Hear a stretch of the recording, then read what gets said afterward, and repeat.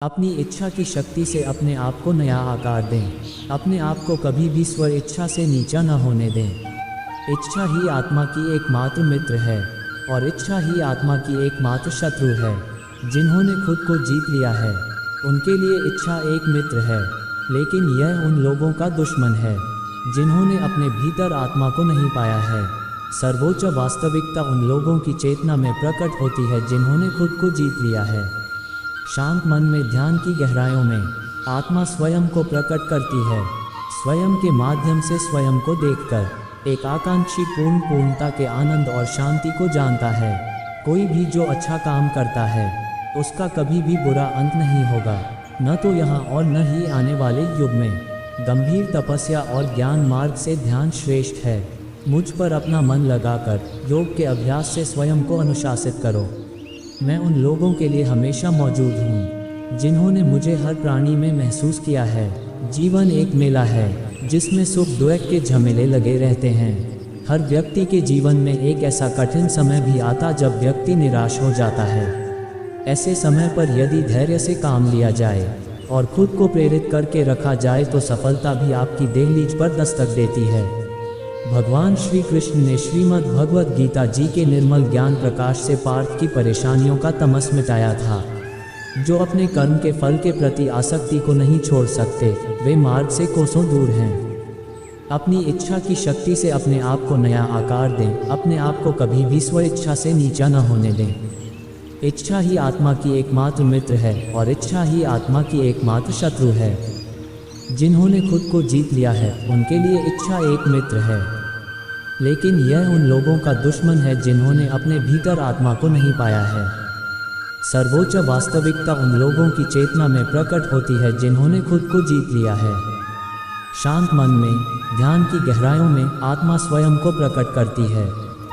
स्वयं के माध्यम से स्वयं को देखकर एक आकांक्षी पूर्णता के आनंद और शांति को जानता है। कोई भी जो अच्छा काम करता है उसका कभी भी बुरा अंत नहीं होगा, न तो यहाँ और न ही आने वाले युग में। गंभीर तपस्या और ज्ञान मार्ग से ध्यान श्रेष्ठ है। मुझ पर अपना मन लगाकर योग के अभ्यास से स्वयं को अनुशासित करो।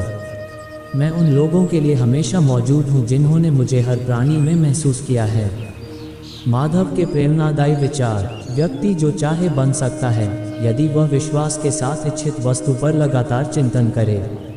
मन बहुत चंचल है जो इंसान के दिल में उथल पुथल कर देता है। जैसे वे मेरे पास आते हैं वैसे ही मैं उन्हें ग्रहण करता हूँ। सभी पथ पार्थ मानव को मेरी ओर ले आते हैं। इंद्रियों से मिलने वाला सुख पहले तो अमृत जैसा लगता है, लेकिन अंत में यह विष के समान कड़वा होता है। जब ध्यान में महारत हासिल हो जाती है तो मन हवा रहित स्थान में दीपक की लौ की तरह अडिग रहता है। हे अर्जुन, तीनों लोकों में मेरे पाने के लिए कुछ भी नहीं है और न ही कुछ ऐसा है जो मेरे पास नहीं है। मैं अभिनय करना जारी रखता हूँ, लेकिन मैं अपनी किसी ज़रूरत से प्रेरित नहीं हूँ। कर्म मुझ पर इसलिए नहीं टिकते क्योंकि मैं उनके परिणामों से जुड़ा नहीं हूँ। जो लोग इसे समझते हैं और इसका अभ्यास करते हैं वे स्वतंत्रता में रहते हैं। ज्ञान की भेंट किसी भी भौतिक भेंट से बेहतर है क्योंकि सब कामों का लक्ष्य आत्मिक बुद्धि है। जैसे आग की गर्मी लकड़ी को राख कर देती है, वैसे ही ज्ञान की आग सभी कर्मों को भस्म कर देती है। अपना काम हमेशा दूसरों के कल्याण को ध्यान में रखकर करें। श्री कृष्ण वाणी सुविचार। अप्राकृतिक कर्म बहुत तनाव पैदा करता है। हर व्यक्ति का विश्वास उसकी प्रकृति के अनुसार होता है।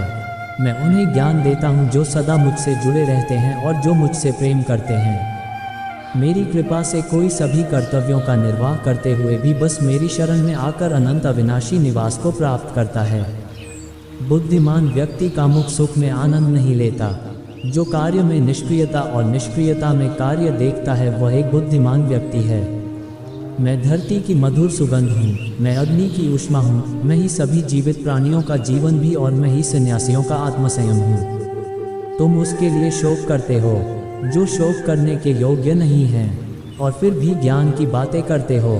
बुद्धिमान व्यक्ति ना जीवित और ना ही मृत व्यक्ति के लिए शोक करते हैं। बुद्धिमान व्यक्ति को समाज कल्याण के लिए बिना आसक्ति के काम करना चाहिए। कर्म मुझे बांधता नहीं क्योंकि मुझे कर्म के प्रतिफल की कोई इच्छा नहीं। विद्यार्थियों को प्रेरित करने वाले श्री कृष्ण के विचार। कर्म योग वास्तव में एक परम रहस्य है। कर्म उसे नहीं बांधता जिसने काम का त्याग कर दिया है। अपने अनिवार्य कार्य करो, क्योंकि वास्तव में कार्य करना निष्क्रियता से बेहतर है। आत्मज्ञान की तलवार से काटकर अपने हृदय से अज्ञान के संदेह को अलग करके अनुशासित बनो। मनुष्य अपने विश्वास से निर्मित होता है। जैसा वो विश्वास करता है वैसा वो बन जाता है। इस जीवन में मनुष्य न तो कुछ खोता है और न ही कुछ व्यर्थ होता है।